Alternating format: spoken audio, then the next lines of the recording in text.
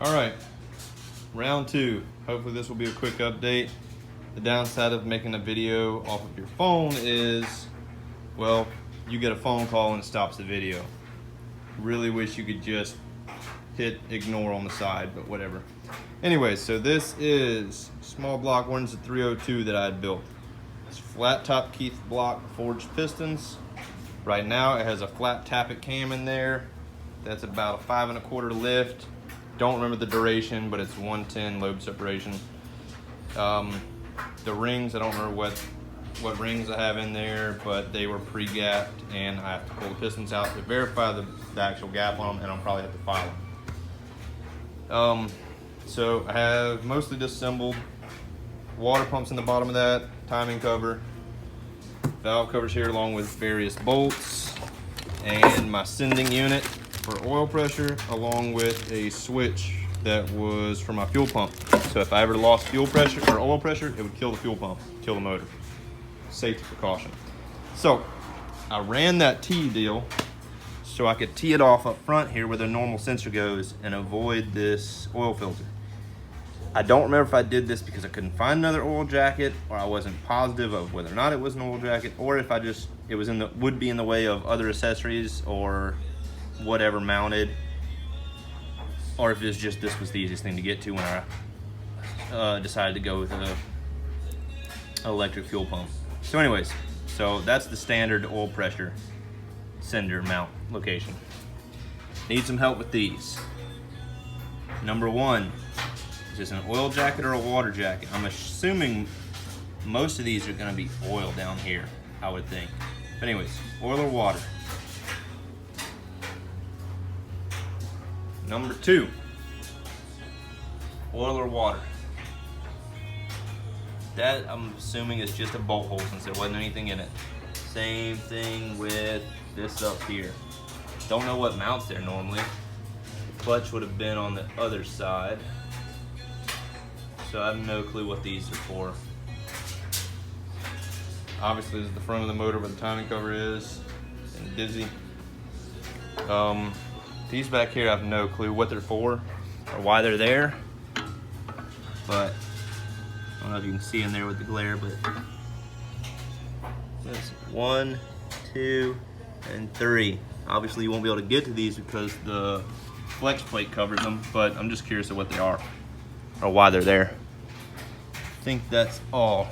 I don't know of any other jackets or fittings to get to other than this one here, the one up front, and the one on the other side. But I'm gonna need an oil feed line for turbos, which I could tee those off, and then I'd like to run a separate spot for that pressure sender or pressure sensor and the pressure switch, so I'm not teeing off again. Because what happened is when I went to thread this out, it broke.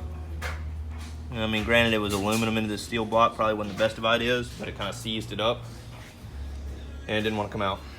So anyways, I decided to go with a Howard cam kit. I actually messaged Summit, and I thought that they were just kind of ignoring my message for a while, that it had been several days without hearing from them.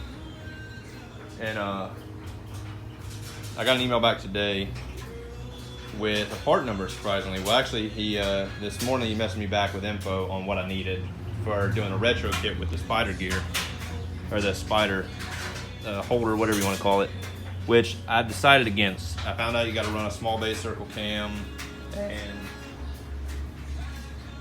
to be able to run regular lifters, and it's you got to drill and tap the block. It's expensive. I don't want a small base circle cam. There's not many options for it, etc. So what I decided to go with is going to be the link bar lifters, roller hydraulic cam, and he sent me a part number of a Howard's kit that is the cam and the link bar lifters for like $680, I think, which was cheaper than what I had originally priced out by a little bit. Because originally it was going to be, it was like $400 for the lifter, was the cheapest I could find for lifters. Then it was like $300 for the cam. I'm still gonna have to spend another 100 or so on the push rods, but the cam specs on this thing are perfect for turbo. It's 544 thousandths lift. I think it was either 114 or maybe even 116 lobe separation, and 2 don't remember if it's 240 or 270 duration. I can't even remember, but it had very nice specs for what I'm looking for. So I think I'm gonna go with that route.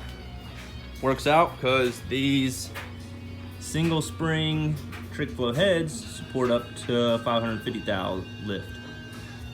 And these are trick flow roller rockers. And the other thing I'm gonna do while I have these off is I'm gonna order my gaskets, and I'm gonna gasket match the ports, which I don't think will be that much trouble. Let's see if I can actually move these heavy son of bitches. It's crazy how much these weigh for aluminum. Yeah, all right. So these, I don't know if you can tell the outline from where the gasket was, but these could be taken out a little bit. You can see the lines, and you can see where that nasty shit corroded like crazy. The combustion chambers, I don't know if I want to do anything with those. I'm sketched to go around the valves. I don't have a valve removal tool. I'd have to buy one if I did that. I don't have old valves to put in place to protect the valve seats. So I'll probably will leave those alone, most likely. And I'd have to recalculate my combustion chamber as well, which that's more work than I want to do. And then let's see if I can get this thing set back down. I'll walk around. Excuse my messy garage. So the exhaust ports, you can see, I mean, that's the inside lip, and there's that much black soot from where it was left over. I'm gonna call a machine shop local. It's a shop called McMurtry Engine Builders or McMurtry Machine Shop, something like that. That is highly recommended. They're a little pricey, I think, but they do amazing work and they warranty all their shit. I'm gonna call and see what they'll price for gasket matching. Not necessarily port and polish, but at least talk to them and see what they charge and what I can do with this safely. I would like to be able to do all this port and stuff at home, but these are $1,200 heads, and I get a little squeamish putting a carbide burr to them. I'd also had to buy the wider groove burrs for aluminum to do these, so the intake's the same deal. I'm gonna do it as well. Let's see if I can rotate this. Yeah, you can see the gasket outlines on it. So I can take these out a good bit.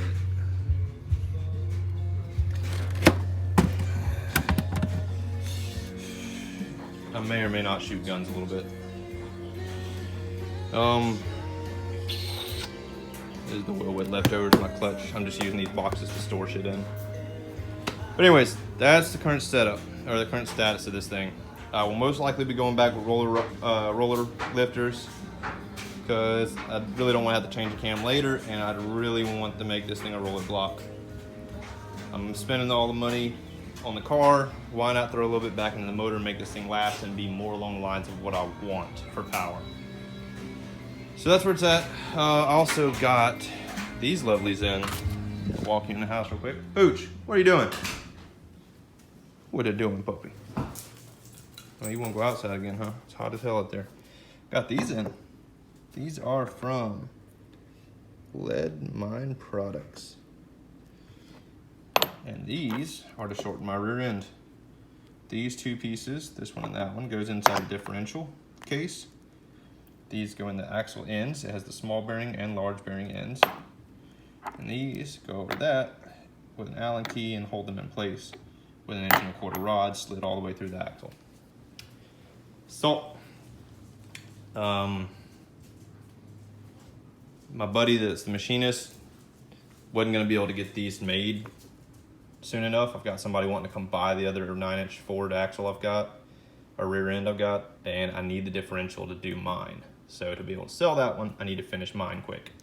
So he is hooking me up with the rod. He did have that already. And I should get that tomorrow, I think, and be able to weld this up this weekend. On top of that, rudder, you would ask about these studs. Yeah, they bottom out somewhere around this area, I think. It'll be really close if these make it, because I'm thinking you get about 1/4 inch or so with the brake hat, maybe 1/2 inch the wheel. May or may not work for those. I'll have to measure it out. But I priced out shorter studs, they're $10. So if I gotta go shorter studs, I will. I haven't pressed them in the axles yet, thankfully. So I don't have to deal with that. I'd love to sell this thing. Somebody please buy this quick fuel blow-through carburetor. I did sell my pedals for $300 on eBay. These are my old clutch pedal setups. So as soon as they pay me for it, I'll get it shipped out, and then I can buy more car parts. Anyways, that's it, guys. I do need to get a cam degree wheel. When I did this one, I just winged it and left it how it came. I never degreed it. I will be doing it with the roller cam, and I'll be watching some videos on learning how to degree a cam, because shit if I know. I've watched some and kind of winged it and gotten an idea, but I'm gonna need an adjustable timing kit here as well, because this one I'm pretty sure does not have any kind of adjustment to it, unless it's underneath that bolt where it's keyed. Anyways, that's it. Made the video too long already. Peace, guys.